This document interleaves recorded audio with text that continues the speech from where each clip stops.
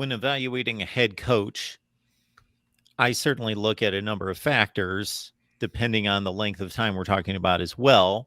Sure, it starts with record. That's the first thing I want to know. Okay, what was his record this year? Well, we start there, but and especially this isn't Lincoln Riley's place right now with USC because he elevated them to a conference championship game and a New Year's Six Bowl.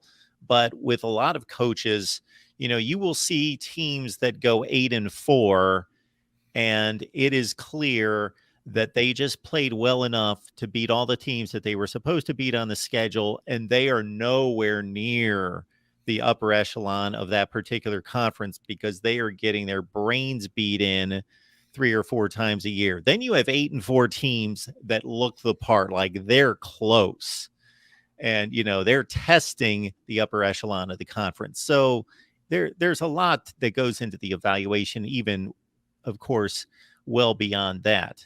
So it shouldn't be, folks. Many of you will just simply be playoffs or bust. If we go to the playoffs this year, that's a success. If we don't, that's all there is to it. And yes, over the course of time, if this program is not, especially with the 12-team playoff, not going to playoffs consistently, that's going to be a very bottom line evaluation in the long run for this program with 12 teams making the playoffs. But for any particular season, especially year 2, I wouldn't just slice it at made the playoffs, great season, although that's going to be difficult to slice any other way. Of course, if they make the playoffs, job accomplished regardless of what happens in the playoff versus they miss the playoffs. Oh, well, they failed. Yeah, and the nuance to bring up again with the schedule, in case people missed our show last week on the Voice of College Football, the fact that USC is sitting there with a week off in late November, that is an unrealized benefit. And I made the analogy last week that the Pac-12 is basically saying, we'll give you free annual memberships at the health club, USC, but first need to eat 20 cheeseburgers in 2 hours.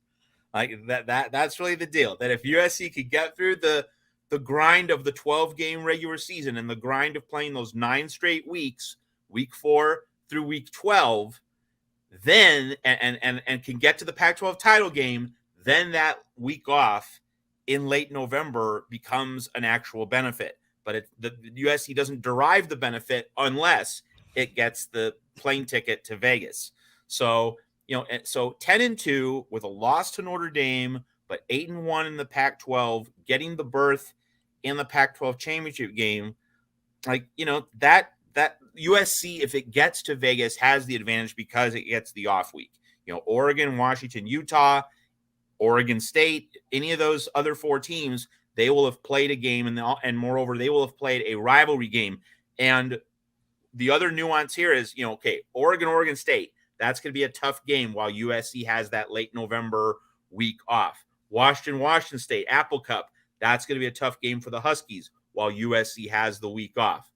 This year, Utah, Colorado is not going to be a walk in the park for the Utes the way it was last year leading into the Pac-12 championship game. And, if you want to play Colorado this year, if you want to play Deion Sanders' team this year, you want to get them early. And admittedly, USC does get a little bit of a benefit there playing Colorado early rather than late. By the time we get into Thanksgiving weekend, you would think that Deion will have learned a few things at Colorado. His players will have understood a little bit more about what it takes. And so by that point in the season, they might be able to give Utah much more of a game than they would early in the season. But anyway, USC doesn't derive the benefit of that late November week off unless it gets to Vegas. And so I say that to magnify the point that if it's a 10-2, 12-game season and USC is able to get to Vegas, USC will have an advantage over any of its opponents in the Pac-12 championship game. Lincoln Riley will have 2 weeks to look at film. He'll be able to look at the different opponents and what they bring to the table. And, you give Lincoln Riley an extra week to prepare as an offensive tactician.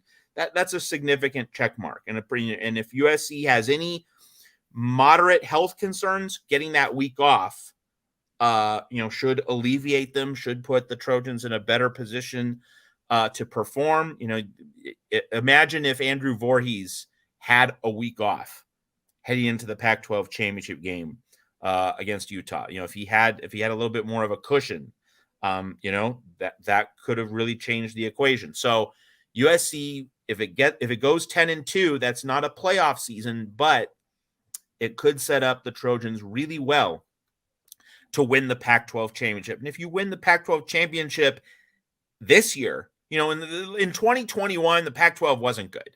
Anthony Brown was a quarterback on the Pac-12 championship in the Pac-12 championship game, and Utah just ran him and the Ducks out of Las Vegas. Game was never close. And of course, Utah crushed Oregon twice in a span of a few weeks that season. Like the Pac-12 just, wasn't very good in 2021. The Pac-12 that we're going to see in 2023 might not be a great conference, but you certainly have several teams that enter the season as, they're going to be good.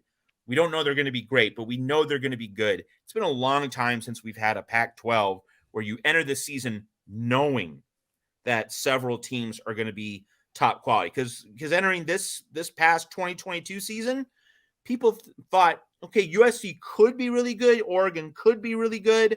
People weren't expecting Washington to be really good. Utah really was the consensus choice as conference champion. People expected UCLA to win 8 or 9 games, but that was partly because of the cupcake schedule.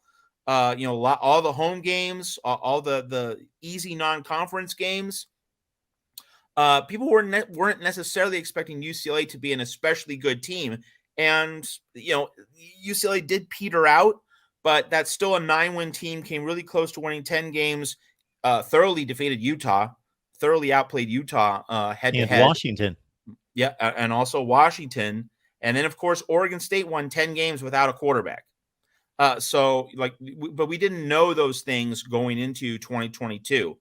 Several Pac-12 teams overachieved relative to preseason expectations, USC being one of them, because, again, USC was expected to be a 9-3 team, and it won 11 games.